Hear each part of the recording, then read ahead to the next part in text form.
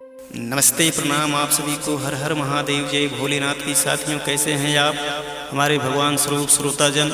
आप सभी को मैं दिल से प्रणाम करता हूं साथियों। और एक रिक्वेस्ट विनती आपसे ये भी है कि हमारे अब तक आरएस म्यूजिक चैनल को सब्सक्राइब नहीं किया है तो आप सब्सक्राइब कर बेल आइकन को दबाकर फ्रेश कर लें ताकि आपको नोटिफिकेशन के जरिए इस तरह का हिस्टोरिकल शांत संवाद मिलता रहे ताकि आप पहले वीडियो देख सकें। तो साथियों, आज हम चर्चा करेंगे सावलगढ़ या सावलगढ़ की, जहाँ पे भर राजाओं का विरासत है। इसकी चर्चा हमने अपनी पुस्तक रोहतास का सामाजिक एवं सांस्कृतिक इतिहास में किया है। नई यात्रा के क्रम में एक बार पुनः यहाँ पहुँचा, उसकी चर्चा यहाँ करना प्रासंगिक समझता हूँ। दुबे की सरैया गांव के दक्षिण में स्थित पहाड़ी के पूर्वी छोर पर उससे अलग एक अन्य पहाड़ी चट्टान है। उस पर एक छोटे गढ़ का अवशेष है, उसे ही सावलगढ़ या सावलगढ़ कहा जाता है। यह गढ़ कैमूर जिला मुख्यालय भभुआ से लगभग 18 किलोमीटर पश्चिम में अवस्थित है। इसको दक्षिण पूर्व और फिर उत्तर से घेरती हुई गेहुअनवा नदी बलखाती प्रभावित होती है। फ्रांसिस बुकानन यहाँ 19 फरवरी 1813 ईस्वी को अपने सर्वेक्षण के क्रम में आया था। उसने इस गढ़ को सावलगढ़ कहा है, जबकि मार्टिन ने 1838 ईस्वी में लंदन से प्रकाशित अपने ईस्टर्न इंडिया भाग 1 में इस गढ़ को श्यामलगढ़ लिखा है। बुकानन को उस समय जानकारी मिली थी कि यह भर राजाओं का गढ़ है। वैसे इस क्षेत्र में भर और चेरों राजाओं का ही आधिपत्य था। भर और चेरों अपने को नागवंशी कहते हैं। श्रीमद् भागवत और महापुराण में बताया गया है कि महर्षि कश्यप की पत्नी दीति से दैत्य, अदिति से आदित्य, विनीता से गरुड़ और कद्रु से सर्प की उत्पत्ति हुई। नागों में आदि राजा शेष नाग को माना जाता है। क्रमशः तक्षक, कारकोट, धनंजय आदि हुए। विचारणीय विषय है नाग और नागवंशियों के संबंध का। नाग एक योनि है और नागों के पूजक ही नागवंशी कहलाए। जिस तरह से सूर्यवंशी, चंद्रवंशी, अग्निवंशी रहे हैं, भारत में प्राचीन परंपरा से नागवंशियों का शासन रहा है। नागों का प्राचीनतम वर्णन अथर्ववेद में है, जिसमें कई तरह के नाग बताए गए हैं। त्रेता युग में रावण ने कई नागवंशी राजाओं को पराजित किया था। मेघनाथ की पत्नी सती सुलोचना एक नाग राजकुमारी थी।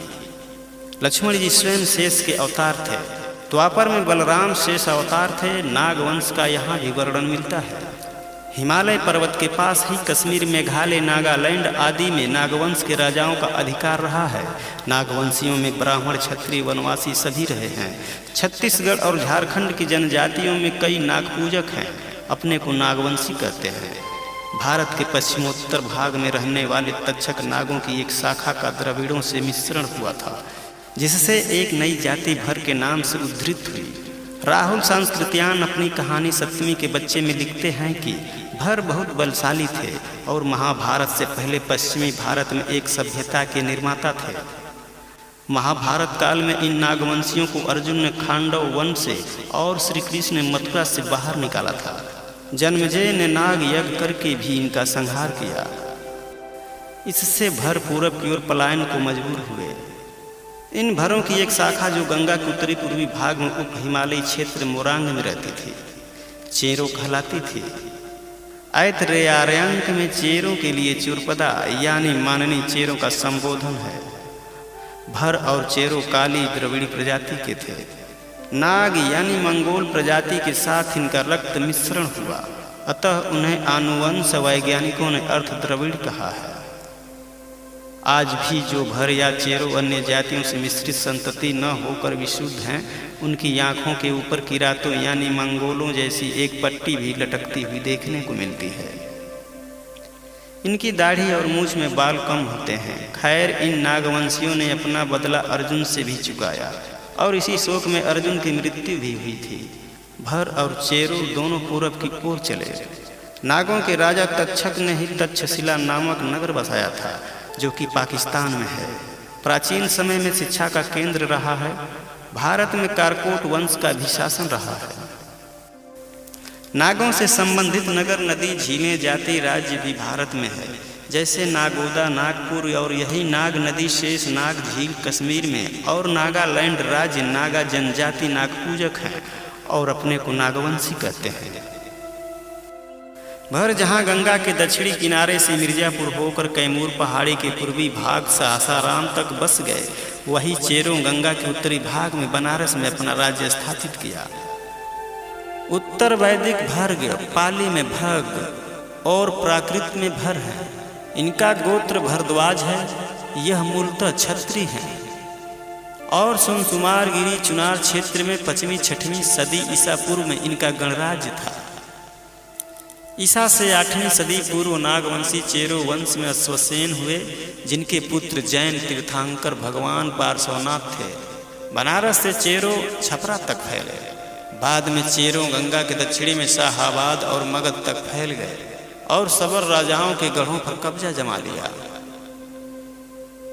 मगध के शेषनाग वंश और हृदयंक मूलतः चेरो राजवंश ही थे। पुराणों के अनुसार कलयुग में मगध साम्राज्य में शिशुनाग नाम के राजा का वंश सत्तासीन था। गुप्त शासन में समुद्रगुप्त के प्रयाग प्रशस्ति में नाग राजाओं को पराजित करने का वर्णन मिलता है। भर उत्तर प्रदेश के मिर्जापुर जिले के पहाड़ी क्षेत्रों में बसे और अपनी स्थिति मजबूत की। पहले ये कलचुरी शासकों के सामंत बने।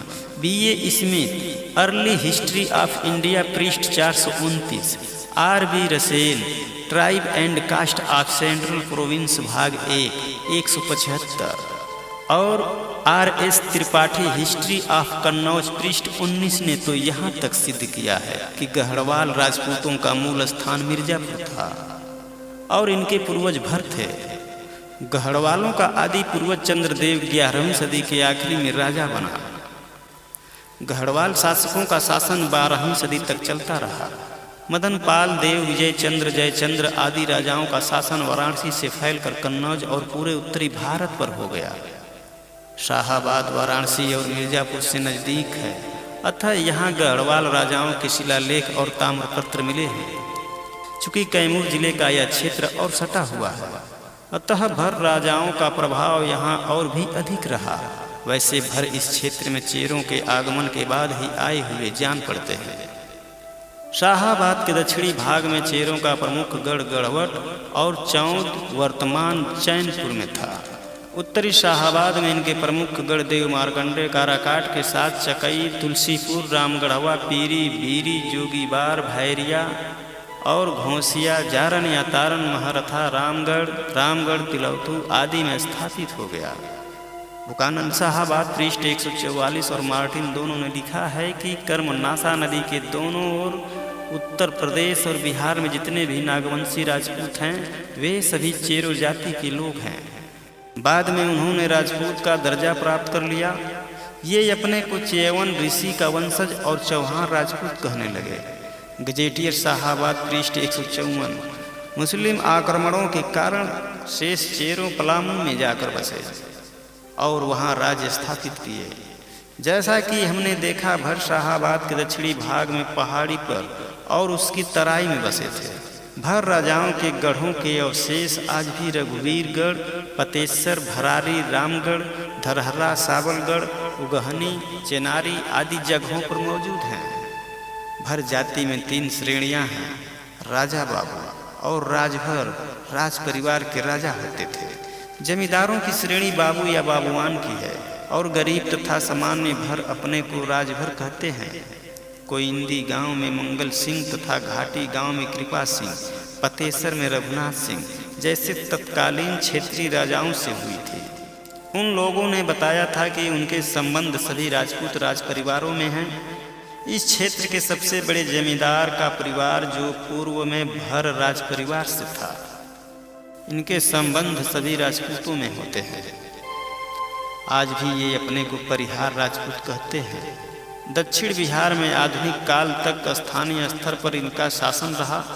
कैमूर और रोहतास क्षेत्र में भरों के अनेक ध्वंसावशेष उनकी महानता की कहानी कह रही है। बाद के मुस्लिम आक्रमणों के फलस्वरूप वह कमजोर हुए, लेकिन पहाड़ी क्षेत्रों में आज भी ये बाबू साहब ही कहलाते हैं। आगे हम भर राजाओं के अन्य गढ़ों की भी चर्चा करेंगे, लेकिन अभी हम बात कर रहे हैं सावलगढ़ की। यह गढ़ दुबे की सरैया गांव के दक्षिण में पहाड़ी के पूर्वी छोर पर नीचे में है। यह एक 50-60 फीट ऊंचा टीला है। पहाड़ी और टीले के बीच से सड़क जो नई बनी है गुजर रही है। इस टीले का क्षेत्रफल लगभग 4 एकड़ है। इस पर कुछ लोग अपना घर बना चुके हैं, कुछ भाग में खेती भी की जा रही है। इसके चारों ओर ध्वंसित अवशेष बिखरे पड़े हैं। गांव वाले इसे किला कहते हैं। इस पर बसने वालों ने बताया कि खुदाई करने पर पत्थर की बहुत मोटी लगभग 8 फीट चौड़ी दीवारें निकलती हैं। आज यहाँ देखने लायक कुछ भी नहीं है। यहाँ से थोड़ी दूरी पर पहाड़ी के उत्तर में एक मैदान है। इस मैदान का नाम हुमायूं मर्दन मैदान है। हमें नहीं पता कि इसका यह नाम क्यों पड़ा, बाद में यह विचारणीय होगा। तो साथियों, फिर मिलेंगे आपसे अगली नेक्स्ट वीडियो में। तब तक के लिए जय हिंद, जय भारत, जय महाराजा सुहेल देव राजभर जी की जय हो आप सभी की।